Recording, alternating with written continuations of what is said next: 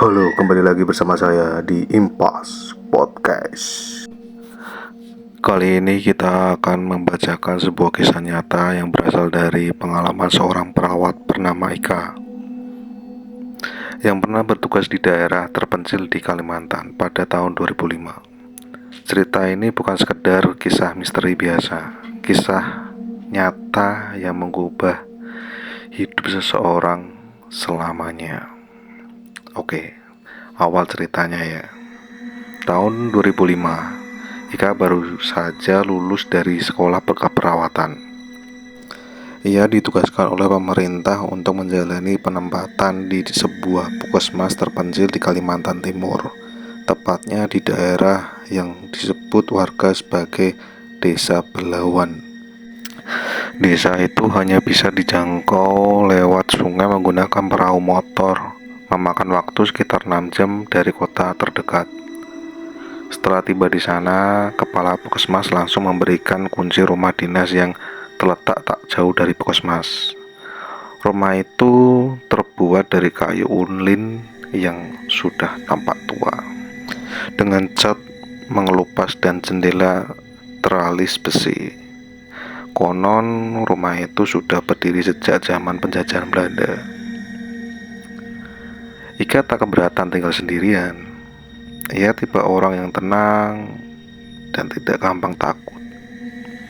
Tapi warga sekitar mulai berbisik-bisik saat tahu Ika akan menempati rumah itu. Seorang ibu tua bahkan berkata, "Kalau malam, jangan buka pintu, nak. Apapun itu yang terjadi, ingat ya, jangan pernah buka pintu," kata ibu tua itu. Malam pertama di rumah dinas berlangsung biasa saja. Tapi sekitar pukul 2 dini hari, Ika terbangun oleh suara tok tok tok, seperti suara ketukan kayu dari belakang rumah. Ia mengintip lewat jendela, tapi tak ada apapun di sana. Suara itu berhenti. Namun beberapa menit kemudian terdengar lagi. Kali ini dari arah depan rumah. Ketika ia mendekat ke pintu, tiba-tiba suara perempuan terdengar lirih dari balik pintu. Seperti, "Bukain, dingin, tolong, saya di luar sendirian." Suara itu sangat pelan, seperti bisikan yang telah lama dia tahan tangis itu. Tapi Ika teringat pesan ibu tua yang tadi pernah bicara pada dia. Dengan sekuat tenaga, ia menahan diri dan kembali ke kamarnya. Keesokan paginya, ia menceritakan kejadian itu ke seorang bidan senior. Perempuan itu hanya diam dan berkata, "Kamu sudah mendengarkan suara itu kan? Dia memang suka mengetuk tengah malam.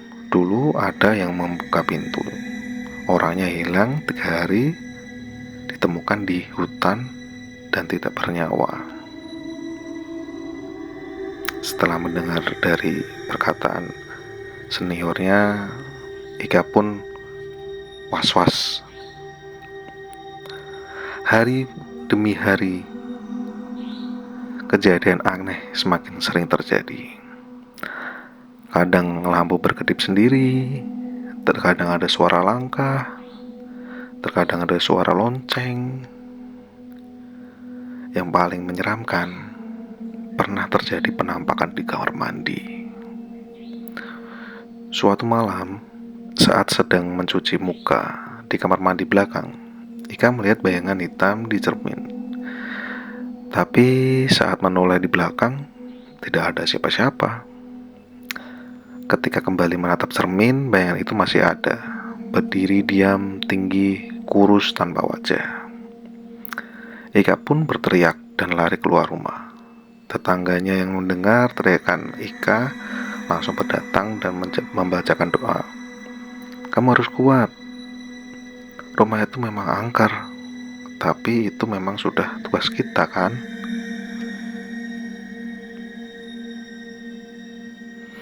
Beberapa hari kemudian, kepala desa datang berkunjung. Ika yang penasaran dengan sejarah rumah itu memberanikan diri untuk bertanya.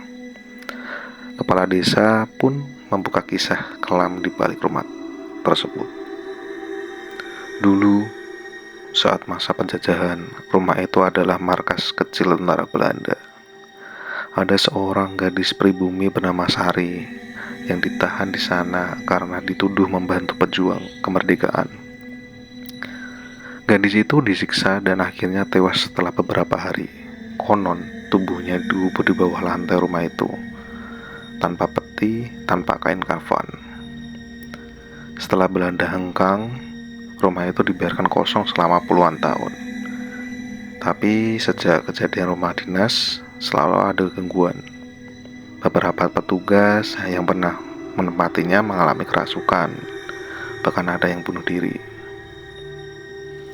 Gangguan ini semakin parah. Gangguan yang dialami Ika semakin menjadi-menjadi. Suatu malam ia terbangun dan mendapati seluruh dinding kamarnya dipenuhi tulisan darah. Bertulis, "Aku dingin. Aku di sini. Aku sendirian." Bau amis menyengat. Lantai kamar basah seperti habis disiram darah. Ia mencoba lari keluar, tapi pintu rumah terkunci dari dalam, padahal ia tak pernah menguncinya.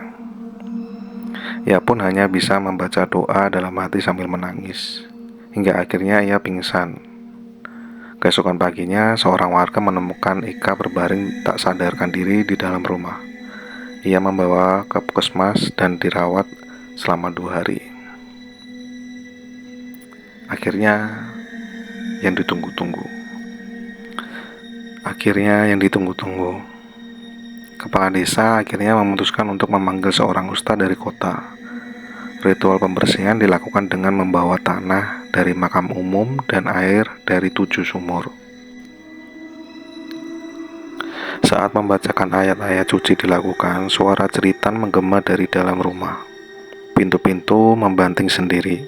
Salah satunya relawan yang ikut bahkan kesurupan dan berkata dengan suara berat, "Kalian telah mengganggu tempatku.